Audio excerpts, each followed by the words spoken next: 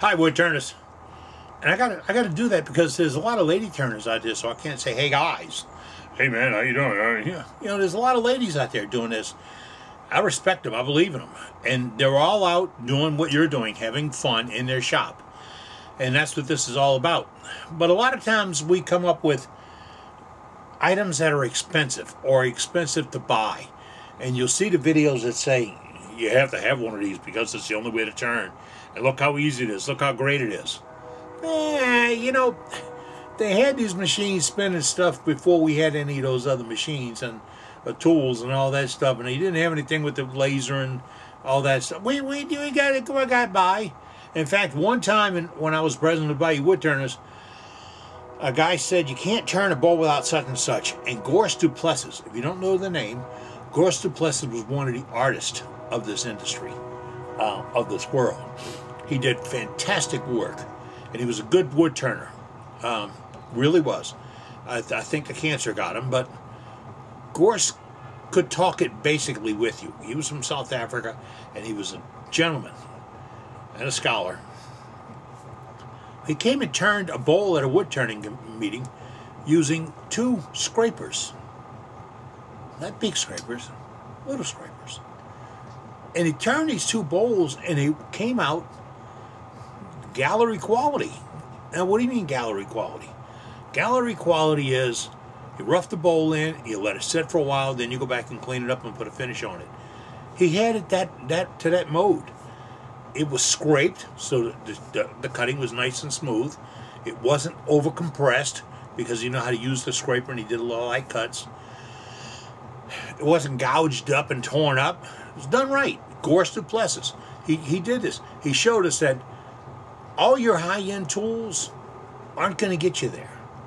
Number one, put the brakes on it. You got to learn how to use that tool. You got to learn what it does and how it does it. So, I'm doing this. I'm going to catch y'all over this. I know I am, but that's okay. I ain't got nothing else going on. Big Eye Productions, we sell carbide cutters.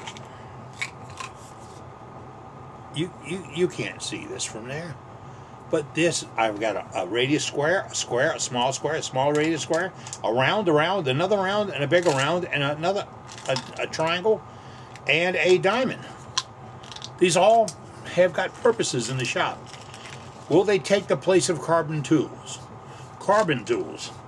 I'm talking high-speed tools, have a significant degree of carbon on them that makes them nice and easy to sharpen and all. They will never take the place of that. Never. Because that is art versus utility. But they are handy for the guys that are fighting the dragon. Now, you're in your 60s, just getting started. You don't want to go to a sharpening class every weekend or fight sharpening. And I have a lot of guys that tend to do that. What you want to do is get an easy way to get into turning tools, turning wood. So what happened was a couple of years ago, some guys put together these kits. And you're coming up on it. Let me see if it clears up. Do you see that? There it is. It cleared up. I got the magic in my fingers here, huh? That is a square cutter, 14 millimeter square cutter on a 1/2 inch mild steel bar. Now, let's talk about this for a minute. This is not a 14 millimeter cutter on a high strength steel pry bar. That rumor went all over the internet. No, it's not. It's not on specialty steel. It's not cold rolled and heated and retempered and all that. No, it's not. This steel bar is exclusively made for the jokester that goes to the mill place and buys the bars to build a handrail for next to his porch or steps or uprights on the boat trail or whatever. 1/2 inch solid. That's it. 1/2 inch solid. Now, I only have the 1/2 inch out here because the 3/8 is a little bit busy right now. But you can do the same thing with the 3/8. And I don't do round. Why? It's an age thing. We're at the age where hands aren't as strong and nimble as they used to be. And if you're holding something straight in and it's round and it gets a slight catch, it's going to move. You see the little movement? It'll be microscopic. but it will move. It'll give you chatter, and you'll think, my cutter's bad. No, it's not. This is bad. Fix it. So I'll put it on flat stock. Flat, fat stock. Can I say that? Yeah, I think I can. It's half-inch stock. I sand off the corner so it doesn't dig into my tool rest, and that makes it move. Now, you see, but I saw them, and they all have these fancy seats where you put the blades on. Well, here it is, gang. This is the one that's going to really piss off a lot of people. If I was starting this industry all over again and I had to get a lock-in on what happened and where it went, I'd probably do this. But I'm not in the industry to get this all started all over again. I'm in this world to make wood turning better for you and better for me. You think there's a lot of hooky? Turn it off right now. But it's not. Did you see that? That divot or that space? Can I get back out there again? All right. I'm trying to get there. Do you see that recess? Oh, keep trying to get back out. Go back in and try it again.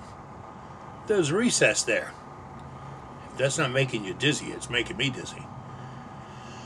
That recess, the cutter fits in. It's got a hole drilled in the middle of it. Comes out the other end. I use a 1024 screw. Why? Because it's no such fine thread that you would cross-thread it and juke it all up. It's not one that you got to go find it at the specialty section at the hardware store. It's a 1024 screw. For goodness sakes. You probably have one in the door hinge at your house. All right.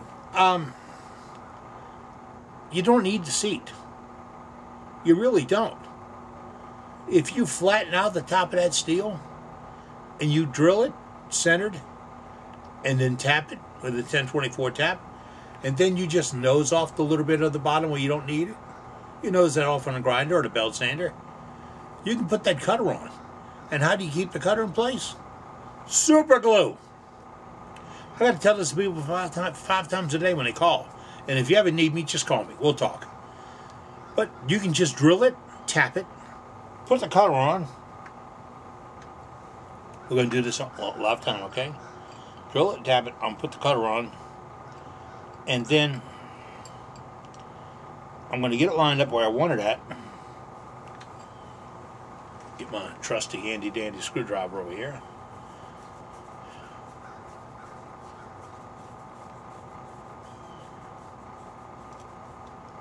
Okay, that's where it's at. When I have it shaped to where it's going to go, oh, I thought I had a bottle of beer. Super glue, one drop, right there. One drop. I have to put it underneath. Don't put it behind. I have to put strips there. One drop. Super glue travels faster than water because it's finer than water. So one drop will do a lock between this piece and this piece, and it won't turn.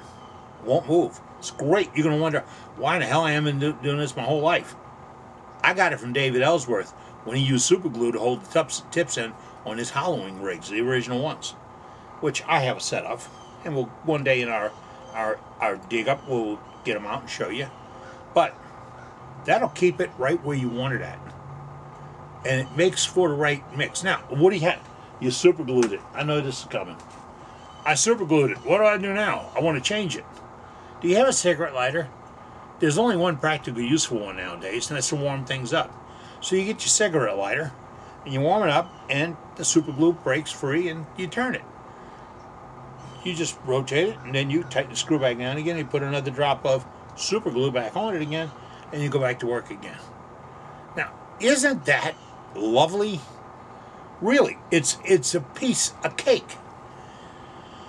You have made a carbide tool. Now, 3 inches of it goes into the handle.